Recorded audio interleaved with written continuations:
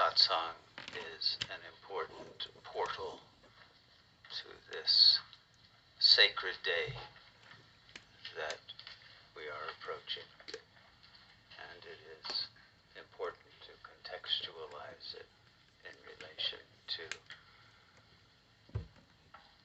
the unfoldment of the matrix, of which it is the climactic moment of revelation. So for this past week, this one has been cocooning and preparing and downloading and bringing in the messages that are to be relayed, transmitted, some of which have gone into a book that is now nearly complete, and hopefully will also be released as a timely supplement to help people navigate through this extraordinary moment in history that all of us are having to face and to overcome its challenges as our final examination to graduate from this level of the wisdom school, those who have the desire to graduate and who have the credits to do so.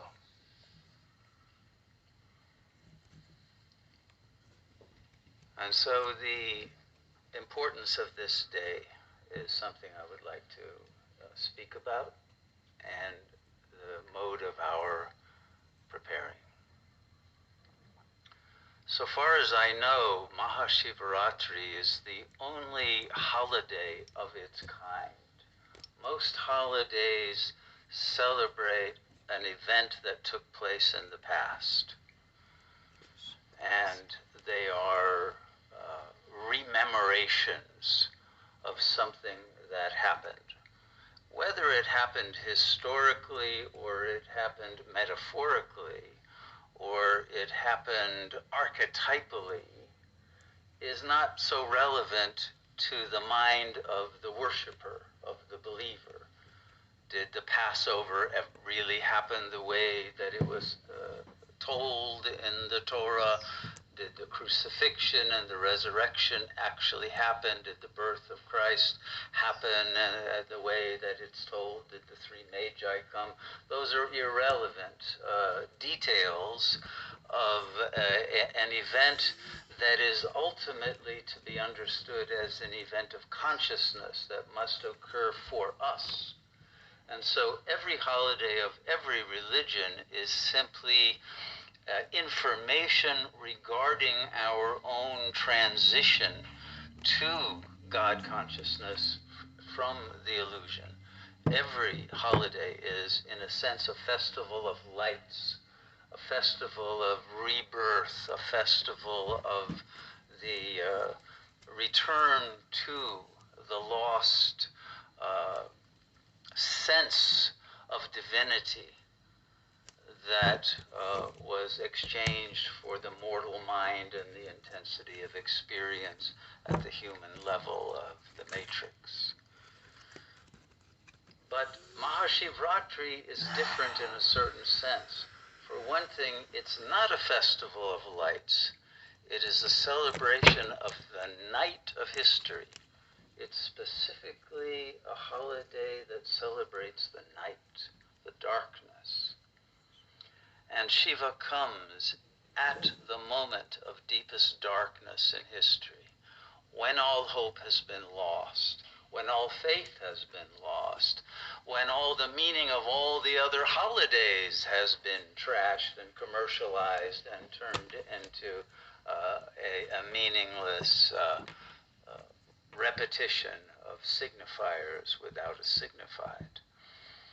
So it is that moment when the world has turned atheistic and materialistic and completely lost in a complexity of ego fragmentation in which no sense of a unified being, let alone a divine, transcendent being remains in the conscious sphere of identity, of reality for oneself. It is all a myth. It is all a belief system. It's all simply a story told by elders who themselves have lost faith. So it's at this moment that our capacity to overcome our indoctrination and our limitation of event horizon that is stuck within the boundaries of the sensory modality and the logic of the two-valued mind of the ego, and the identification with a body that is dependent upon other people, family system, to give it a sense of value and meaning, and has no larger context to relate it to the infinite and the divine, and therefore creates an ego that is weak and helpless and addicted and hysterical and bipolar and all the rest that everyone knows firsthand, if not second and third hand. But pretty much everyone has either gone through it and come out of it, or is still in the dark night of the soul and suffering from ego fragmentation and weakness and all of the hysterical events that produces in one's life, as well as the karmic consequences of that, which is suffering on a physical level. The karma that hits the body, the karma that destroys our peace, even within the bodily vehicle, whether it's indigestion or ringing in the ears, or it's some pain, or one falls and nearly breaks one's neck, or it is any of a number of different karmic events that produce suffering in the body. All of this is part of the perfection of our being tested to recognize that we are not the body, but that we are pure spirit. All of it has to happen exactly the way that it is happening, and all of it is, in fact, a test of our intelligence, of our love, and of our faith. Because if and when we recover that faith, it comes with power. It comes with the ability to overcome whatever symptoms of suffering, whatever tendencies of self-attacking mental chatter, whatever kind of delusions that the mind is under that lead it to make terrible mistakes in judgment, that produce remorse and regret and all of the other effects that the ego mind has, either immediately or in the long term, for those who follow that mind rather than the mind of God. So it is in this moment that all of that comes to a climax, both in the microcosm and in the macrocosm. And we can see all the stupidity of the politicians and all of those people who seem to be running the show, whether financially or politically or militarily or whatever. We can see that very clearly. But can we see the same thing happening within the microcosm of our own ego and its irrational decisions, irrational fears, irrational pipe dreams and fantasies, irrational beliefs of whatever kind that support the logical structure of the ego to give it the illusion of existence. And that existence requires suffering as its proof. I suffer, therefore I am, is the ego's modus operandi in order to sustain its diversion from the self, because the ego is a running away from the self into the chatter, into the suffering, into the body, into the wishing, into the loss and the lack, and all of that produces the kind of world that we inhabit and the kind of mind that inhabits our own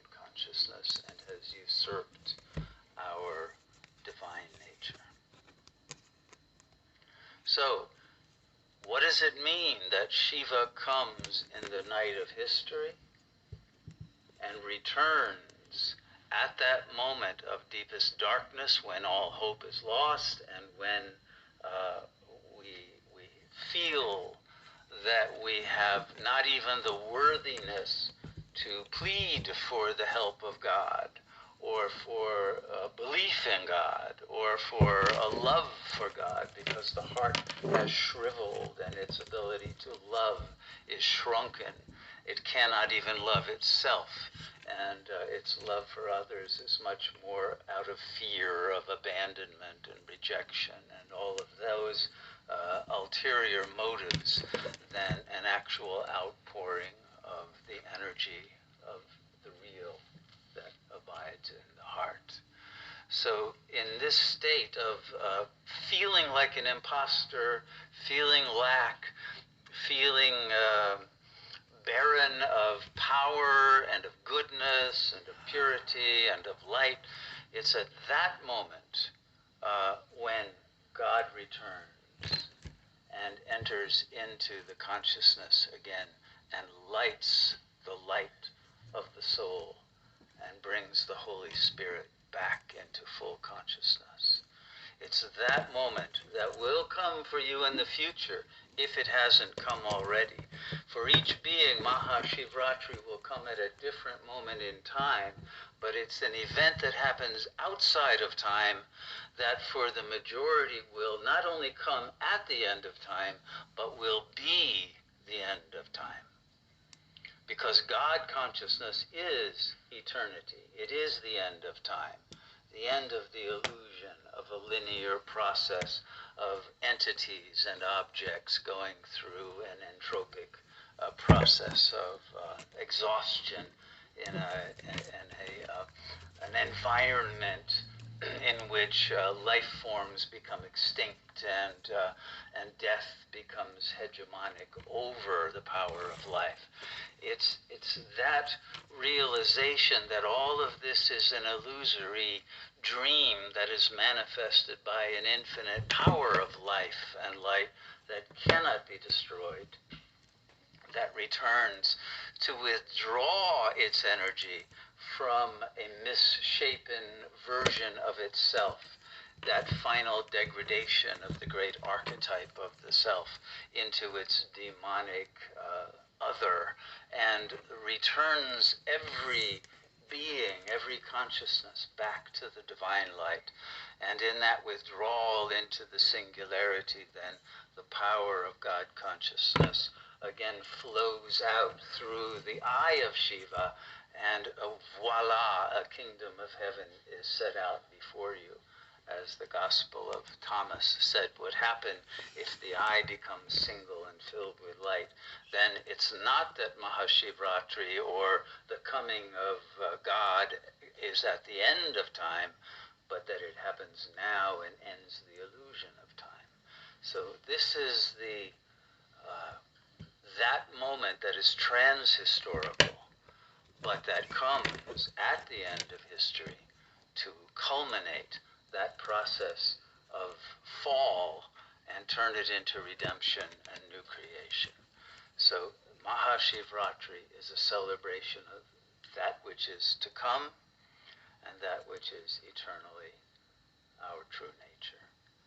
But it must be realized in this plane through the fullness of our realization by surrendering the ego illusion in order to be filled with that divine power again. And that is how we can make use of a day like this, a sacred day, to devote our consciousness to emptying out of the ego and being receptive to the presence of God, so that we can once again attain and retain that consciousness and not fall again back into the illusion. So in India, because this is a Hindu holiday, even though it's actually a universal holiday, the coming of Shiva is also the second coming of Christ, the coming of the Mashiach, the coming of Kalki, the coming of whatever avatar, Maitreya, or if you're one of the Shiites, then it's the last imam, or whoever. All of those are different metaphors for that coming of God consciousness. There's one religion with many names and many ways of expressing the same truth. So it doesn't matter which cultural intonation or idiomatic expression of the truth that you received in childhood or converted into. Recognize the universality of what is being revealed, and not feel some need to choose one religious belief or another, because then you would be on the level of the signifier and not the signified. So we have to go beyond words, beyond any linguistic or conceptual paradigm that would try to put this within some frame of reference that the ego can grasp, because the whole point of this is to shatter that paradigm and all of its illusions and break through into infinite consciousness that cannot be contained in language. So, an Orthodox Hindu on this day would fast, okay? Now, Sat Yogis prefer to feast.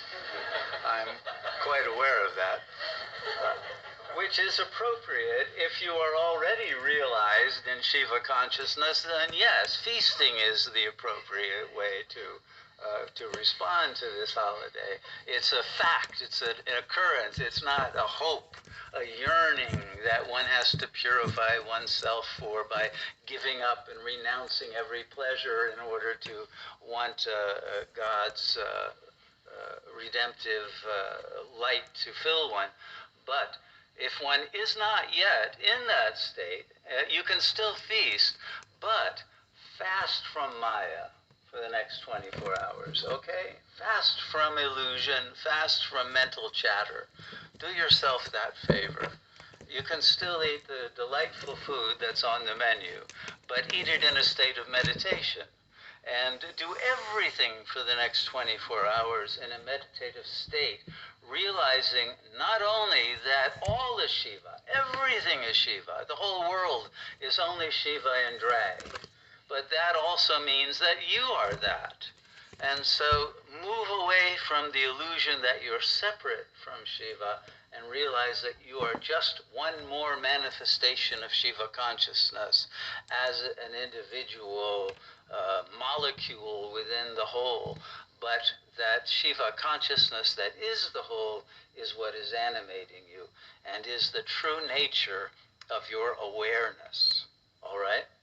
Superimposed on your awareness, which is Shiva, is mental chatter. That's the ego, okay? And then there's the intellect, the buddhi, that recognizes that it's mental chatter and that it's an illusion and wants to break free. That's the soul. The soul must turn away from the chatter and turn toward the awareness and dissolve into it.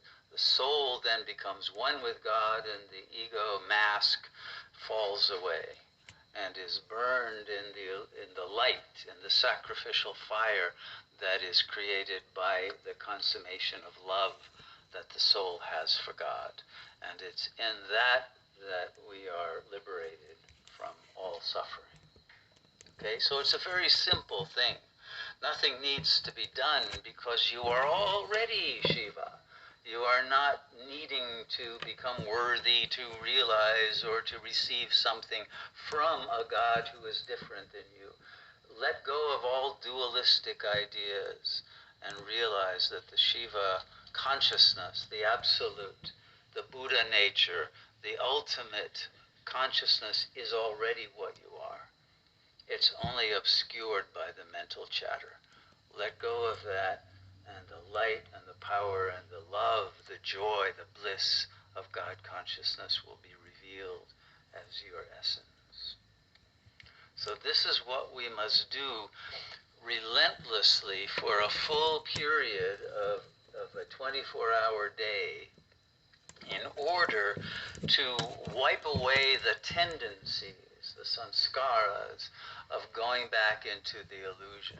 We must keep the illusion away out of our space long enough so that it is so filled with the power of that divine presence that your energy field will not have any weaknesses that would allow Maya to re-enter, right?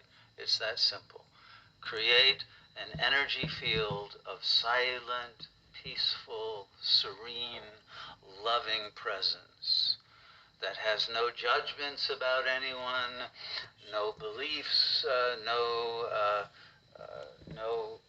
chatter of any kind interrupting that spaciousness of pure presence. That's all. There's nothing else.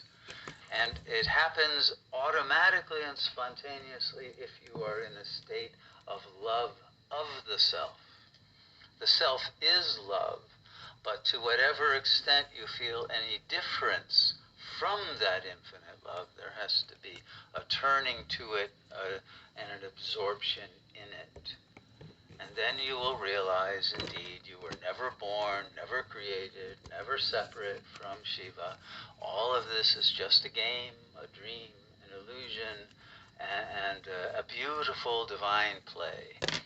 And you will be ready to emerge as manifestations of that Supreme Being in a way that will participate in the public revelation of God by changing the morphogenetic field of the planet through your own vibrational frequency, having become a transmitter of God's presence into the world. So that's our job as yogis. Nothing less, but nothing very difficult that isn't automatic to our nature. Okay, so I hope that's helpful. I brought one of my favorite books of Swami Muktananda. He was actually a Kashmir Shaivite, and one of the last of the gurus who really understood Shaivism. This is my favorite book of his. It's called "Nothing Exists That Is Not Shiva." Okay. And it's a book of quotations from the Shiva Sutras and the Vijnana Bhairava and the Guru Gita and other Kashmiri texts with his own commentary on those quotes. And I think they're very, very powerful. So one thing to understand is that the Kashmir Shaivites differ from the Advaitins, the Advaita Vedantins, by saying that the absolute is not simply a kind of a blob like Brahman is portrayed to be, that has no will and no thoughts. No, God has knowledge and will, but and isn't obscured by Maya. There's no such thing really as Maya. Maya is illusion, so there can't be any such thing as Maya. But Maya is actually the goddess, which is Shiva as a transvestite, moving into the field of energy. Shiva, Paramashiva, is the field of energy without agitation, without the will being activated. It's pure potentiality. And then that potentiality gets activated and it becomes the goddess. The activation of the infinite potency of the mind creates the illusion of a world and brings about the whole process of the cyclical time that then returns us back to the revelation of Shiva. So all of that is the work of the goddess. But the goddess and God are not different. There's non-duality, even though there is this differentiation between differentiation and non-differentiation, and one is referred to as the goddess and the other as the Godhead, but they are, in fact, the same. The field or the ocean and its waves are not different. Okay? So one quote is Chitvat Tachak Muktam Kochat Mala Vritta Samsari. Universal consciousness, Chitti, because of contraction, becomes an ordinary being subject to limitations. Okay, so that's what has happened. Your consciousness has contracted from an infinite expanse of consciousness that contains the entire cosmos, has contracted into the illusion of being a mortal bodily being. But that contraction was only the active will of the goddess, who at some point will expand again into her true nature, reveal herself to herself. That's what happens on Mahashivratri. So, as Muktananda says, the truth is that the highest Lord, pure consciousness, lives in absolute freedom. He is all-pervading and all-knowing, and by his glorious Shakti, he can do whatever he likes at any time. Okay, so Muktananda goes into the whole point of freedom. So, and even in the state of being an embodied soul, having lost one's freedom, one is still free to regain that freedom. Okay, freedom that is God consciousness cannot be lost, even though it may apparently seem to have been. The freedom is not really lost. So all you have to do is not believe your mind that tells you you don't have freedom and you don't have power. You must disbelieve your own mind in order to be free, and that's where the difficulty comes. So the quote from the Pratyabhigya Hridayam says, the perfect Shiva in his state of perfection is always at play, carrying on the 5 processes for the upliftment of his devotees. And Kshamaraja praises the Supreme Lord in this way. Salutations to Supreme Shiva, who ceaselessly carries on the sports of the 5 grand processes: creation, sustenance, dissolution, concealment, which is Maya, and grace, which is the revelation that you are God. All of these 5 are part of the play, okay?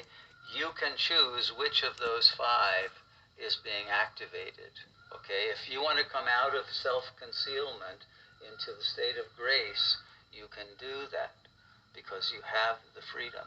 But your will must be wholehearted to want to become free from the ego. And that means the ego will die. The illusion will disappear and must disappear for the real to appear. That's the sticking point for most egos that love their illusion still. And that's why the world has to become so horrible that you stop loving your illusion and really want to return to the real. But don't wait for it to get that horrible for you.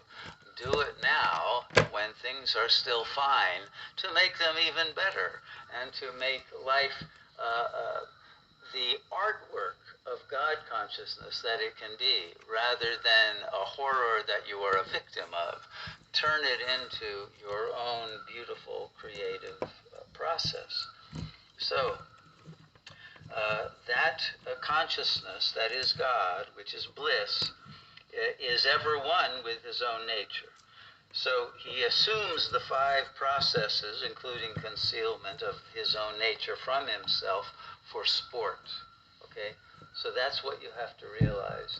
Your suffering is a game you are playing, literally as a sport, as a contest that you are having with Maya, an enemy, which could be symptoms of suffering in the body, or people you can't stand, or situations that are oppressive. Whatever it is, this is the sport, this is the game, and you can overcome it through returning to God consciousness. That's the only way you can win the game. You can't win the game at the phenomenal level by trying to have power over people or dominate situations or try to use the ego mind to outwit others. It doesn't work that way. The sport requires transcendence of the field of illusion to gain victory. So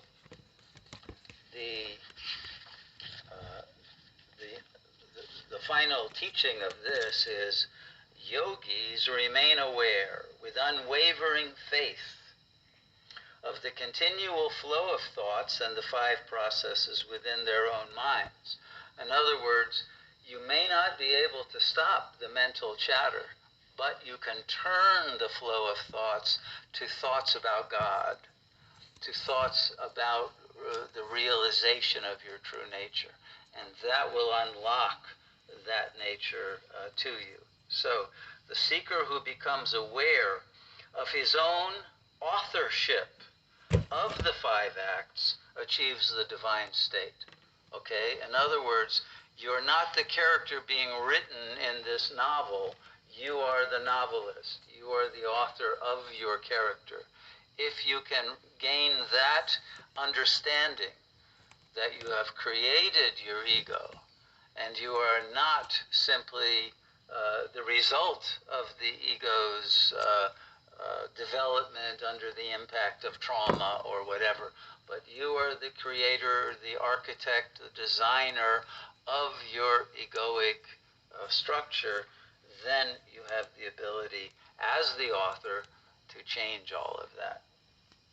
So, it is said for this reason that those who, on receiving grace, continually contemplate consciousness, which is Paramashiva, within themselves become Jivan Muktas, okay? Become liberated in life. All it takes is that continual contemplation on consciousness, on the fact that you are consciousness, not a body, not mental activity, but the awareness of that. And as long as you remain contemplating that, you become liberated.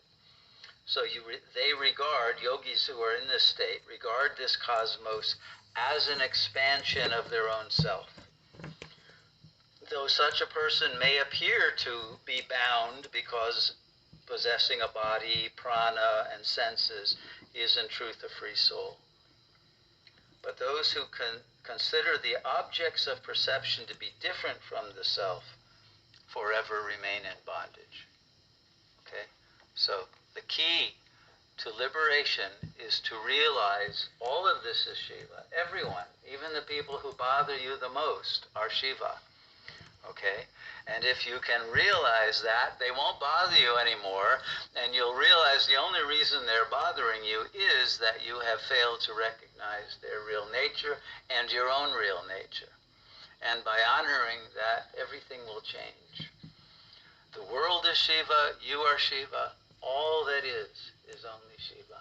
If you contemplate that and recognize that Shiva is pure potentiality, conscious awareness that can change because of its freedom of will and its power of authorship, can change the context and the conditions of life easily, effortlessly. Remain in that consciousness. Don't try to change it from the ego, from the character, but from that pure consciousness. Then the kingdom of heaven will emerge as your true habitat, and it won't take a lot of time. So that's the message for how to prepare for Mahashivratri. I hope it's useful to people, to all the great yogis here who are at the point of liberation if you haven't already become Jivan Muktas.